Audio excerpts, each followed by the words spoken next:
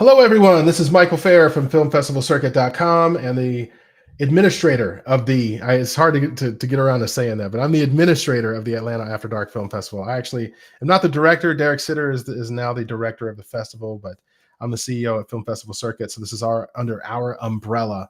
The Atlanta After Dark Film Festival is an event where we feature content that is for mature audiences. And it's like that on purpose.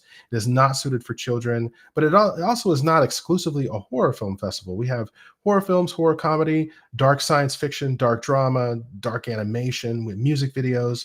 But specifically, there are things that may not necessarily be in the mainstream PG or G rated audience.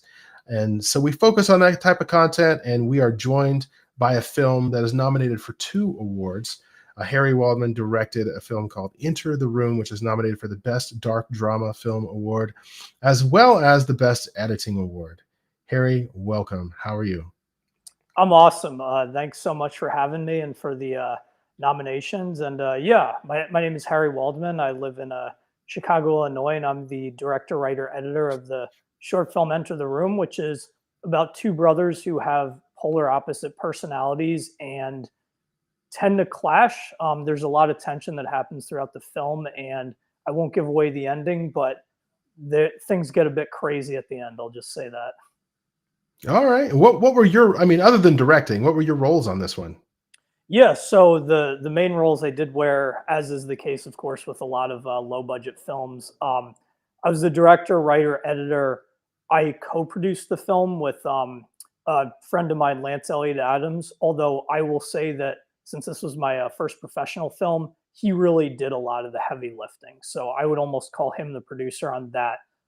Those were my main roles throughout the process. I did also help out with casting, which he also led with. But yeah.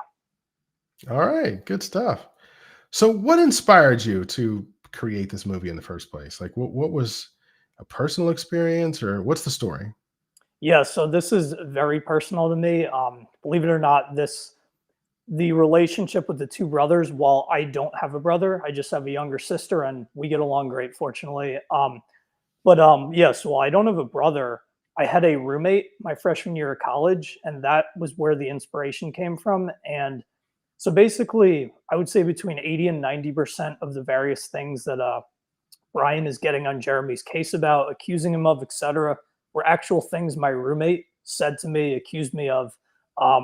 So yeah, and actually another fun fact is that the original script for this film, the final script I believe was closer to 12 or 13 pages.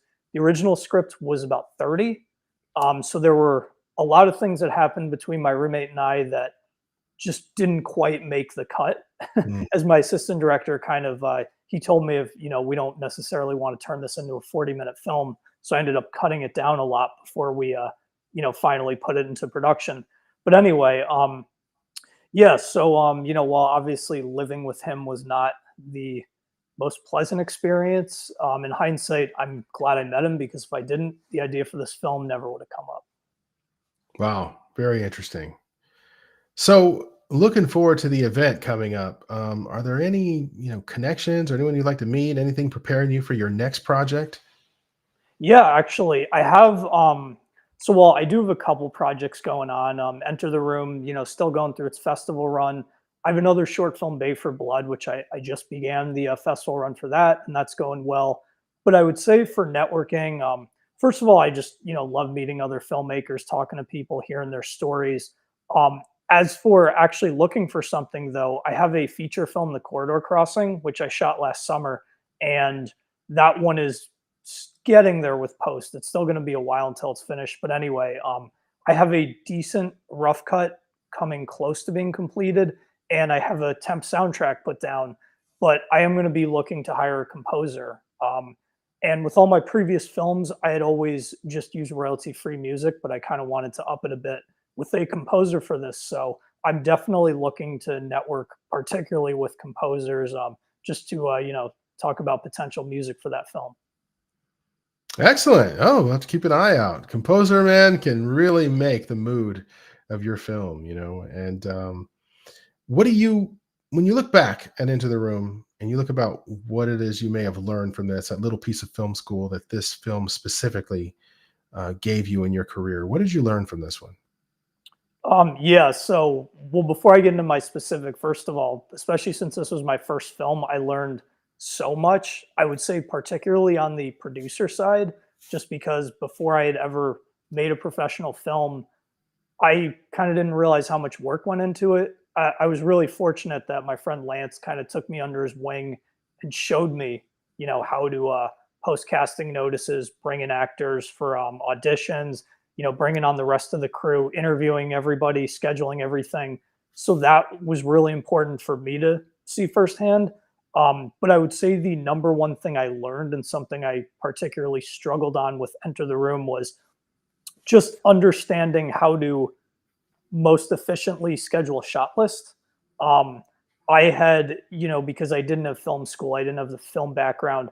We mostly just shot in relative chronological order. And while Mm. that may make sense to somebody, who doesn't really have much experience in the industry, I quickly learned how much time was spent having to reset lights in particular, but just to reset everything when we had to switch angles. And there was a lot of time, particularly on the first day, where we were, my assistant director kind of let me know, yeah, we're not really moving as quickly as we want to. So I think that was the number one thing I learned. And it's something that I stress over so much, but also feel that I've improved on in production since that film. Okay. All right. Excellent stuff. Well, is there anyone you want to thank before we get out of here that may have worked on the movie but isn't here for this interview?